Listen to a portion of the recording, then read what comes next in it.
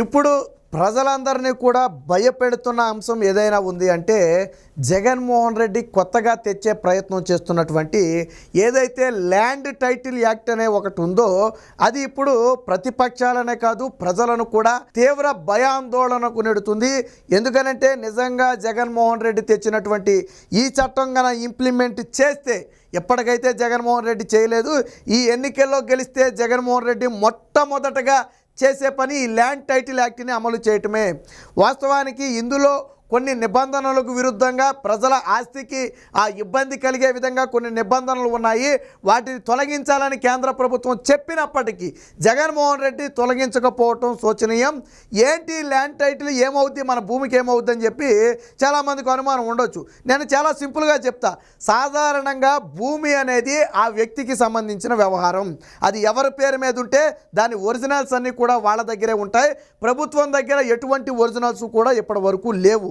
కేవలం ఏ పనికైనా మనం ఇవ్వాలి అనుకున్నా కేవలం జిరాక్స్లు మాత్రమే ఇస్తాం తప్ప ఒరిజినల్స్ ఇవ్వం. వాస్తవానికి వాటిని మనం బ్యాంకుల్లో పెట్టుకుని మనం అప్పులు కూడా తెచ్చుకుంటుంటాం, మన అందరికీ తెలిసిందే. కాకపోతే ఇక నుంచి ఎవరికి కూడా ఒరిజినల్స్ ఇవ్వరు. మీరు ఆస్తిని కొన్నా అమ్మినా మీ దగ్గర ఒరిజినల్స్ అనేవి ఉండవు, కేవలం జిరాక్సులు మాత్రమే ఉంటాయి.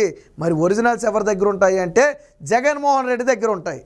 మరి మన ఆస్తి పత్రాలు జగన్మోహన్ రెడ్డి దగ్గర ఎందుకు ఉండాలా? ఇప్పుడు మన దగ్గర ఉంటే, నేను చెప్పా, మన దగ్గర ఉంటే అది ఒక ఆస్తి లాంటిది. రేపొద్దున ఏ వివాదాలు వచ్చినా దాన్ని, ఇప్పుడు ఒక భూమి ఉందండి, నాకు 1 ఎకరం భూమి ఉంది, నా పేరు మీద ఉంది, ఎవరైనా సరే దాన్ని ఆక్రమించడానికి వస్తే నేను నిరూపించుకోవాలంటే నాకేం కావాలి? నీ పత్రాలు కావాలి. ఎంఆర్ఓ దగ్గరికి వెళ్తే ఏమంటాడు? ఈ భూమి నాది నాది అని 2 వ్యక్తులు వెళ్తే ఏమంటారు? పట్టండి, ఒరిజినల్ పత్రాలు ఎవరి దగ్గర ఉన్నాయి పట్టండి అంటారు. అప్పుడు ఒరిజినల్ పత్రాలు ఎవరైతే తీసుకెళ్తారో వారికి చెందిందిగా వాళ్ళు నిర్ధారిస్తారు. కానీ రేపొద్దున జిరాక్స్లు వచ్చేస్తే, ఒరిజినల్ పత్రాలు లేకపోతే ఎలాగా? అప్పుడేమవుతాయి? ఖచ్చితంగా గొడవలు అనేవి పెరుగుతాయి. జగన్మోహన్ రెడ్డి అసలు ఉద్దేశం కూడా ఏంటంటే ఈ భూములను వివాదాల్లోకి నెడతారు. ఇందులో ఇంకొక మతలబు కూడా ఉంది. 2 ఏళ్లలో ఈ భూమి తనదేనని నిరూపించుకోవాలి. నిరూపించుకొని ఎడల హైకోర్టుకి వెళ్ళాలి. మళ్ళీ దీన్ని కింది కోర్టులో సాల్వ్ చేసుకోవడం కుదరదు. గతంలో మాదిరి ఎక్కడ కోర్టు ఉంటే అక్కడ కింది స్థాయి అయితే కింది స్థాయి, పై స్థాయి అయితే పై స్థాయి వేయటం కుదరదు. మరి 5 సెంట్లు 10 సెంట్లు 20 సెంట్లు భూములు కానివ్వండి, ఎకరం అరెకరం భూములు కోల్పోయిన వాళ్ళు అంత ఖర్చులు పెట్టి హైకోర్టుకి వెళ్ళగలరా? సరే 100 ఎకరం 200 ఎకరాలు పోయినోడంటే వెళ్తాడు, అది వేరే విషయం. హైకోర్టుకి వెళ్ళగలదురా? ముందు కోర్టు అంటే వీళ్ళందరికీ తెలుస్తుందా? లీగల్ అంటే భయం కదా. అంటే జగన్మోహన్ రెడ్డి ఏం చేస్తున్నాడు అంటే వివాదాల్లోకి నెట్టేసి నువ్వు నిరూపించుకో అంటున్నాడు. నిరూపించుకోవడానికి మన దగ్గర ఒరిజినల్స్ లేవు కదా, ఎలా నిరూపించుకుంటాం? ఇంకోటి ఏంటంటే సబ్ రిజిస్టర్ ఆఫీస్లో మీకు గుర్తుండే ఉంటుంది, మనం ఏలు ముద్రలు వేస్తాం, తెలుసు కదా. మనకి ఏదైతే ఆ నోటరీ ఉంటుందో ఆ నోటరీ మీద ఏలు ముద్రలు వేస్తాం. తర్వాత సబ్ రిజిస్టర్ ఆఫీస్లో కూడా ఒక బుక్ ఉంటుంది. ఆ బుక్లో మనం ఏలు ముద్రలు వేస్తాం. ఏ రోజు రిజిస్ట్రేషన్ జరిగిందో ఆ రోజు ఎవరైతే రిజిస్ట్రేషన్ చేయించుకున్నారో వాళ్ళందరితో ఏలు ముద్రలు వేయించుకుంటారు. అది సబ్ రిజిస్టర్ ఆఫీసుల్లో ఉంటాయి ఆ బుక్కులు ఎప్పుడు కూడా. మిగిలిన అసలు మనం పత్రాల మీద వేసినాయి ఆటోమేటిక్గా ఈ పత్రాల్లోకి వచ్చేస్తాయి. ఇప్పుడు జగన్మోహన్ రెడ్డి ఏం చేశాడు? ఈ సబ్ రిజిస్టర్ ఆఫీసులో ఉన్నటువంటి ఏదైతే ఆ వేలుముద్ర పుస్తకాలు ఉన్నాయో వాటిని ముందు బంద్ చేస్తారు. అంటే ఇక నుంచి సబ్ రిజిస్టర్ ఆఫీసులో ఏలుముద్ర పుస్తకాలు ఉండవు, ఏలుముద్ర పుస్తకాలు తీసేస్తారు. మరి ఎక్కడ ఉంటాయి ఏలుముద్రలు? ఎక్కడ ఉంటాయి? మన పత్రాల్లో ఉంటాయి. మనం ఏదైతే నోటరీ ఉందో నోటరీ మీద మాత్రం ఉంటాయి. మరి ఈ ఒరిజినల్స్ కానివ్వండి, ఏలుముద్రలు కానివ్వండి ఎక్కడ దాస్తారు అంటే క్రిటిక్ అనే ఒక ఏదైతే ప్రైవేటు సంస్థ ఉందో దాని దగ్గర దాస్తారంట. అంటే మన డేటా మొత్తం కూడా ప్రైవేటు సంస్థ చేతిలోకి వెళుతుంది. అందులో మన ఆధార్ నెంబర్లు ఉంటాయి, మన ఫోన్ నెంబర్లు ఉంటాయి, మన ఆస్తి పత్రాలకు సంబంధించిన అన్ని వివరాలు ఉంటాయి. అన్నిటికీ మించి మన ఏలు ముద్రలు కూడా వాళ్ళ దగ్గర స్టోర్ చేస్తారు డిజిటల్ రూపంలో. మరి మన సర్వం మన దగ్గర ఉన్నటువంటి డేటా మొత్తం కూడా ఒక ప్రైవేటు వ్యక్తి చేతిలో పెడితే అది దుర్వినియోగానికి గురి కాదా? ఎందుకు సబ్ రిజిస్టర్ ఆఫీసులో ఏలుముద్ర పత్రాలు తీసేస్తున్నారు? సో ఇలా 1 కాదు 2 కాదు, వినే కొంది కూడా దీంట్లో ఇంకో మతలబు కూడా ఉంది. ఫర్ ఎగ్జాంపుల్ నేను భూమి అమ్మాలనుకో, నా దగ్గర ఒరిజినల్ పత్రం ఉండదు, జిరాక్స్తోనే అమ్మాలా. జిరాక్స్తో అమ్మాలంటే ఇక్కడ ఇంకో మతలబు ఉంది. సాధారణంగా ఒక చోట అమ్మిన భూమి అది రికార్డు అవ్వడానికి 24 గంటల సమయం పడుతుంది. సపోజు ఒక రిజిస్టర్ ఆఫీసులో నా భూమిని ఏ అనే వ్యక్తి నా భూమి అనుకోండి బి అనే వ్యక్తికి అమ్మా, అది అమ్మినట్టు పూర్తిగా ధృవీకరించబడాలంటే 24 గంటలు పడుద్ది ఆ సర్వర్లో అప్డేట్ చేసి. అప్పుడు ఏం చేయొచ్చు? ఒక రోజులో ఎన్ని చోట్ల అమ్మడానికి అవకాశం ఉంటే అన్ని చోట్ల జిరాక్స్లు పెట్టి అమ్మేయచ్చు. కదా. అదే ఒరిజినల్స్ ఉంటే ఒరిజినల్స్ వాళ్ళకి ఇచ్చేస్తే ఒక చోటే ఉంటుంది, రెండో చోటకి ఒరిజినల్ ఇవ్వటం కుదరదు మనం.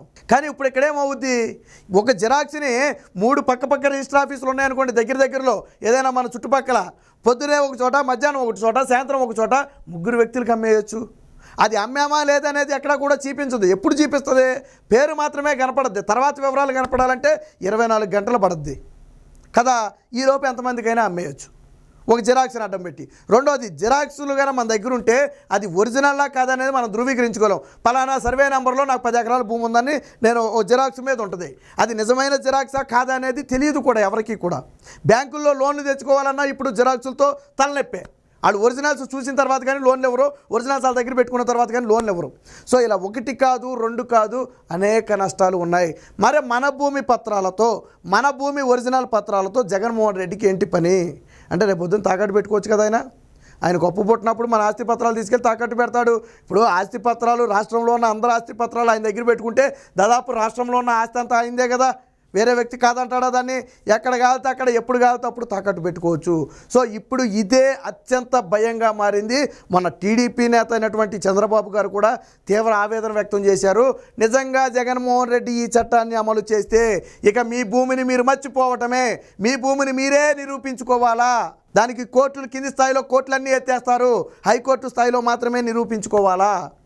సో ఇలా 1 కాదు 2 కాదు అనేక భయానక విషయాలు అయితే బయటపడుతున్నాయి. దానికి సంబంధించిన వార్త అయితే వచ్చింది, ఒకసారి చూద్దాం. ఇక్కడ చూడండి, జనం ఆస్తిపై జగన్ కన్ను, ఒరిజినల్ డాక్యుమెంట్స్ ఆపేసి జిరాక్సులతో సరి, నిరసనలను పట్టించుకోకుండా సబ్ రిజిస్టర్లకు ఆల్రెడీ ఆదేశాలు జారీ. క్రిటికల్ రికవరీ అనే సంస్థ వద్ద స్టోర్, ఇప్పుడు చెప్పా కదా ఈ ఒరిజినల్స్ అన్నీ ఎవరి వద్ద స్టోర్ చేస్తారు, క్రిటికల్ రికవరీ అనే ఒక కంపెనీ వద్ద స్టోర్ చేస్తారట. అలా ప్రైవేటు చేతుల్లోకి ప్రజల ఆస్తుల వివరాలు, వేలు ముద్రలు కూడా జగన్ తెచ్చిన ల్యాండ్ టైటిల్ యాక్ట్ ఏదైతే ఉందో ఈ చట్టంతో వివాదాల్లోకి భూములు తమవేమనని నిరూపించుకోవాలంటే ఒరిజినల్స్ కావాలి. అవి దక్కకుండా చేయటమే జగన్ వ్యూహం. భూములు లాక్కునే ప్లాను ఒకవేళ తిరిగి గెలిస్తే ఉధృతంగా అమలు. ఆల్రెడీ ఇప్పటికే జగన్మోహన్ రెడ్డి ఈ పనిని మొదలు పెట్టాడు. ఒకవేళ రేపు గెలిస్తే ఉధృతంగా చేస్తాడు. ఇక్కడ జగన్మోహన్ రెడ్డి ఉద్దేశం ఒకటే, ముందు ఉన్న భూములను వివాదాల్లోకి నెట్టాలి. నెట్టిన తర్వాత అది నిరూపించుకోవాల్సిన బాధ్యత మన మీద ఉంటుంది. కానీ మన దగ్గర ఒరిజినల్స్ ఉండవు, నిరూపించుకోలేం. ఇదే అదునుగా జగన్మోహన్ రెడ్డి భూములు మొత్తం కాజేయవచ్చు. సో ఇది ఒక భారీ కుట్రకైతే తెరదీశారు. బహుశా దేశ చరిత్రలోనే ఇంత భారీ స్థాయిలో ప్రజల ఆస్తి మొత్తాన్ని కాజేయటం కోసం కుట్ర పనటం బహుశా దేశ చరిత్రలో ఇదే మొట్టమొదటిసారి. స్టాంపు పేపర్ కొనుక్కునేది ప్రజలు, దానిపై డాక్యుమెంట్ రాయించుకునేది ప్రజలు, వాటిని చదివి ఈసీలో చెక్ చేసి సంతకాలు పెట్టడం మాత్రమే ప్రభుత్వ అధికారుల పని. జగన్ తెచ్చిన జిరాక్స్ రిజిస్ట్రేషన్ విధానంలో స్టాంపు పేపర్లను ప్రభుత్వం ఎత్తేసింది. ఇక స్టాంప్ పేపర్లు ఉండవు. కంప్యూటర్లో ఫారం నింపి దాన్ని ఆ రిజిస్ట్రార్కు పంపాలి. దానిపై 2 పార్టీలు సబ్ రిజిస్ట్రార్ సంతకాలు పెట్టి దాన్ని స్కాన్ చేసి ఆ ఇమేజ్ని ఆ ఆస్తి కొనుగోలు చేసిన వారికి ఫోన్కో ఈమెయిల్కో పంపుతారు. దాన్ని ప్రింట్ తీసుకుని జిరాక్స్లే ఆస్తి పత్రాలు. అర్థమైందా మీకు? ఇప్పుడు ఏంటి మ్యాటర్ అంటే, జిరాక్స్ ఒకప్పుడులాగా స్టాంప్ పేపర్లు ఏమీ లేవు. కంప్యూటర్లో ఒక ఫామ్ ఉంటుంది, ఆ ఫామ్ని నింపేసి మనం సంతకాలు పెట్టిన తర్వాత సబ్ రిజిస్ట్రార్ సంతకం పెడతాడు. ఇక అంతే, సబ్ రిజిస్ట్రార్ సంతకం పెట్టిన తర్వాత అయిపోయింది. ఆ కాపీ ఒకటి మన మొహాన్ని కొడతారు జిరాక్స్. ఇక దాన్ని జిరాక్స్ దించుకుని వాడుకోవడమే అదే ఒరిజినల్స్. ఒకప్పుడులాగా స్టాంప్ పేపర్ల మీద గట్ట ఎవరు ఇప్పుడు న్యాయస్థానాల్లో మనం నిరూపించుకోవాలన్నా స్టాంప్ పేపర్ల మీద రాసి ఉండటం చాలా ఇంపార్టెంట్. ఇప్పుడు తెల్ల కాగితం మీద ఏదో రాసేసి వెళ్ళిన దానికినో స్టాంప్ పేపర్ మీద రాసుకెళ్ళిన దానికి తేడా ఉండదా? సో కానీ ఇప్పుడు స్టాంప్ పేపర్లు అనేవే జగన్మోహన్ రెడ్డి లేకుండా చేశాడు. ప్రభుత్వ కార్యాలయాలు, భూములు ఇక నుంచి రాష్ట్ర సచివాలయం దాకా అన్నిటికీ ఎప్పటికే తాకట్టు పెట్టి తరలించిన జగన్ జనం ఆస్తి పత్రాలను సైతం తనఖా పెట్టేందుకు ఈ విధానాన్ని పకడ్బందీగా తెరపైకి తెచ్చారు. ఒకవేళ గెలిస్తే, మళ్ళీ అధికారంలోకి వస్తే ఉధృతంగా ఈ విధానాన్ని అమలు చేసే ఆలోచనలో ఉన్నాడు.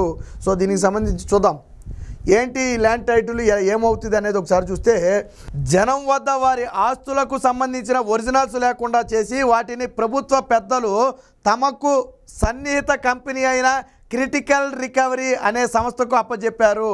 జనాల ఆస్తులు వారికి తెలియకుండానే అమ్మేయడమో తాకట్టు పెట్టడమో చేయబోతున్నారు. గతంలో ఈ డేటా కేంద్ర ప్రభుత్వ సంస్థ అయినటువంటి ఎన్ఐసి వద్ద ఉండేది. ఇప్పుడు జగన్ ఉద్దేశపూర్వకంగా ఎన్ఐసిను పక్కకు నెట్టి క్రిటికల్ రికవరీ అనే ఒక సంస్థను తెర మీదకి తెచ్చాడు. జగన్ మళ్ళీ అధికారంలోకి వస్తే మీ ఆస్తుల డేటా వేలిముద్రలను వినియోగించుకుని వాటిని అమ్మేయచ్చు. ఇక్కడ ఇంకో చిక్కు కూడా ఉంది. ఏంటంటే చెప్తాను. ల్యాండ్ టైటిల్ చట్టం ద్వారా సక్రమంగా ఉన్న భూములను సైతం వివాదాలలోకి నెట్టి బ్లాక్ మెయిలింగ్కి దిగి జనాలను తమ గుప్పెట్లోకి తెచ్చుకునే మాస్టర్ ప్లాన్కు తెరదీసినట్టుగా తెలుస్తుంది. ఇక్కడ ఇంకోటి ఉంది. సాధారణంగా ఏంటంటే జగన్మోహన్ రెడ్డి ప్రధాన ఉద్దేశం ఏంటంటే సక్రమంగా ఉన్న భూమిని వివాదాల్లోకి నెట్టాలి. వివాదాల్లోకి నెట్టిన తర్వాత నిరూపించుకోవాల్సిన బాధ్యత వాళ్ళ నెత్తి మీద పడద్ది. ఇక్కడేం ఒరిజినల్స్ ఉండవు, స్టాంపు పేపర్లు ఉండవు, నిరూపించుకోవడానికి కింది స్థాయి కోర్టులు ఉండవు. అప్పుడు చచ్చినట్టు హైకోర్టుకి వెళ్ళాల్సిన పరిస్థితి. వెళ్ళలేని వాళ్ళు ఆ భూముల మీద ఆస్తులు వదులుకోవాలి. రెండోది, మన ఆస్తులను తాకట్టు పెట్టినా అమ్మేసినా మనకు తెలీదు. ఒకవేళ నిజంగా మన ఆస్తి మీద జగన్మోహన్ రెడ్డి అప్పు తెచ్చాడు అనుకోండి, ఆ అప్పు నువ్వు తీర్చాలా, లేకపోతే నీకు భూమి రాదు. ఇప్పుడు తెచ్చింది జగన్మోహన్ రెడ్డి అయినా నా ఆస్తి పేరు మీద కానీ జగన్మోహన్ రెడ్డి అప్పు తెస్తే ఆ అప్పుని నేను తీర్చాలా. ప్రభుత్వం తీర్చకపోతే ఎవరు తీర్చాలి? నేను తీర్చాలి. తీర్చకపోతే ఏమవుద్ది? నా భూమి జప్తు అయిపోద్ది. ఇలా అసలు ప్లాన్ అదే. ఇలా ప్రజల ఆస్తుల మీద అప్పులు తెచ్చి ప్రజలు అప్పులు తీర్చకపోతే ఆ భూముల్ని ప్రభుత్వం కబ్జా చేసేయచ్చు, లేదా వాళ్ళకి కావాల్సిన వాళ్ళు కబ్జా చేసేస్తారు. అంతే కదా. ప్రభుత్వం తెచ్చిన అప్పు నువ్వు ఎవడో ఒకటి తీర్చకపోతే నీ ఆస్తి పత్రాలు ఎవరి దగ్గర ఉన్నాయి? ప్రైవేట్ కంపెనీ దగ్గర ఉన్నాయి. నీ దగ్గర ఉంటే అప్పు తీసుకురావడం కుదరదు. ప్రభుత్వం నువ్వు తెచ్చుకుంటావు అప్పు, కానీ నీ దగ్గర లేవు కదా. ఒరిజినల్స్ వాళ్ళ దగ్గరే ఉన్నాయి, వాళ్ళు తెచ్చుకుంటారు. ఇప్పుడు సపోజ్ ఒక 1000 ఎకరాలు తాకట్టు పెట్టి ఒక 100 కోట్లు తెచ్చాడు అనుకోండి, లేదా ఒక 1000 కోట్లు తెచ్చాడు అనుకోండి. ఆ 1000 కోట్లు తీర్చాల్సిన బాధ్యత ఆ 1000 ఎకరాలు ఎవరి పేరు మీద అయితే ఉందో వాళ్ళ మీదే ఉంటుంది. ఆయన తీర్చకపోతే వీళ్ళు తీర్చాలి, లేకపోతే ఆ తాకట్టు పెట్టిన 1000 ఎకరాలు హాంఫట్. సో ఈ విధంగా జగన్మోహన్ రెడ్డి ఒక విధానానికైతే తెరదీసేది. ఇది ఒక భయంకరమైన విధానం. ఇక రాష్ట్ర వ్యాప్తంగా 16 సబ్ రిజిస్టర్ కార్యాలయాల్లో 135 రకాల డాక్యుమెంట్లను పూర్తిగా జిరాక్స్లే ఇవ్వాలని జగన్ ప్రభుత్వం హుకుం జారీ చేసింది. ఎట్టి పరిస్థితుల్లో ఒరిజినల్ పత్రాలు ఇవ్వకూడదని గట్టిగా చెప్పారు. మరొక 15 రోజుల తర్వాత రాష్ట్ర వ్యాప్తంగా అన్ని కార్యాలయాల్లోనూ జిరాక్స్ పత్రాలను మాత్రమే కంపల్సరీ చేస్తారు. ఏదైనా ఆస్తిని కొనుగోలు చేయాలంటే అమ్మే వ్యక్తి దగ్గర ఒరిజినల్ పత్రాలు చూసి కొనుగోలు చేస్తాం, కానీ ఇక నుంచి ఒరిజినల్ పత్రాలు ఉండవు. జిరాక్స్ పత్రాలతోనే ఆ ఆస్తిని కొనుగోలు చేయాలా. అది కూడా 2-3కి అమ్మేయచ్చు. ఫర్ ఎగ్జాంపుల్ ఎలాగనేది కూడా చూడండి. ఒక వ్యక్తి తన వద్ద ఉన్న జిరాక్స్ ఆస్తి పత్రాలను చూపించి ఉదయం 10:30 గంటలకు ఆనందపూర్లోని ఒక వ్యక్తికి అమ్మేసి మధ్యాహ్నం మధురవాడ రిజిస్ట్రేషన్ కార్యాలయం పరిధిలోని ఆస్తి మరొక వ్యక్తికి ఆ జిరాక్సులు చూపించి అమ్మేసి సాయంత్రం ద్వారకానగర్ కార్యాలయం పరిధిలో జిరాక్సులతో ఇంకొకరికి అమ్మేయచ్చు. ఈ 3 కార్యాలయాల్లోని రిజిస్టర్లు ఈసీ చెక్ చేసినప్పుడు అమ్ముతున్న వ్యక్తి పేరు మీదే చూపిస్తుంది. ఆస్తి అమ్మకాలకు సంబంధించిన మార్పులు ఈసీలో కనిపించాలి అంటే 24 గంటలు గడవాలి. ఈలోపు ఆ జిరాక్స్ పత్రాలతో ఎంతమందికైనా అమ్ముకోవచ్చు. అదే ఒరిజినల్స్ ఉంటే ఆ విధంగా కుదరదు. మీకు అర్థమైందా? ఇప్పుడు ఈసీలో నేను అమ్మే వ్యక్తి సుధాకర్ అనే వ్యక్తి, నేను జిరాక్స్ చూపించి ఉదయం ఏకి అమ్మేశాను, మధ్యాహ్నం బీకి అమ్మేశాను, సాయంత్రం సికి అమ్మేశాను.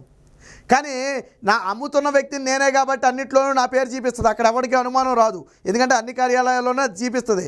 కానీ కొనుగోలు చేసిన వ్యక్తికి నేను బి అనే వ్యక్తికి ఇక్కడ అమ్మాను, లేదా ఏ అనే వ్యక్తికి ఒక చోట అమ్మేశాడు ఆల్రెడీ అనేది మిగతా వాళ్ళకి తెలియాలి అంటే 24 గంటలు పట్టాలి. అలాగే రెండో చోట తెలియాలన్నా 24 గంటలు పట్టాలి. మూడో చోట తెలియాలన్నా 24 గంటలు పట్టాలి. అప్పుడు ఏమవుద్ది? ఇది కనపడనంతసేపు నేను అమ్ముకుంటా పోవచ్చు, ఎంతమందికైనా అమ్మేయచ్చు, తర్వాత నేను ఐపీ పెట్టవచ్చు. 24 గంటల తర్వాత కదా ఆ వెబ్సైట్లో కనపడేది. సో ఇలా అనేక మోసాలు జరిగే అవకాశం అయితే ఉంది. సో వేలిముద్రల రిజిస్టర్లు మాయం. నేను చెప్పా కదా ఆల్రెడీ ఇప్పుడున్నటువంటి ఏలిముద్రల రిజిస్టర్లను జగన్మోహన్ రెడ్డి పూర్తిగా తొలగించే ప్రయత్నం చేస్తున్నాడు. ఆల్రెడీ కార్యాలయాల్లో రాష్ట్ర వ్యాప్తంగా ఇచ్చేటువంటి 135 రకాల డాక్యుమెంట్స్ ఏవైతే ఉన్నాయో వాటి మొత్తాన్ని కూడా జిరాక్స్లే ఇవ్వండి, ఒరిజినల్స్ ఇవ్వద్దని ఇప్పటికే ఆదేశాలు కూడా జారీ చేశారంట. వివాదాల్లోకి నెట్టి తర్వాత ఒరిజినల్స్ లేకుండా చేసి జనాల ఆస్తులను వివాదాల్లోకి నెట్టి లబ్ధి పొందడానికి వైసీపీకి బలం చేకూర్చడానికి జగన్ మాస్టర్ ప్లాను.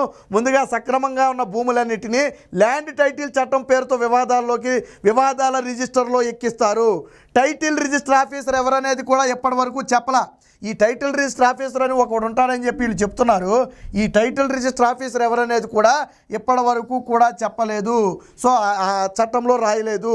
2 ఏళ్లలో ఆ భూమి ఆ యజమాని తనదే అని ఆ ఆఫీసర్ వద్ద నిరూపించుకోలేకపోతే హైకోర్టులో తేల్చుకోవాలి. ఎంతమంది సామాన్యులు ఎంత ఖర్చు పెట్టి హైకోర్టుకి వెళ్ళగలరు? మీకు అర్థమైందా?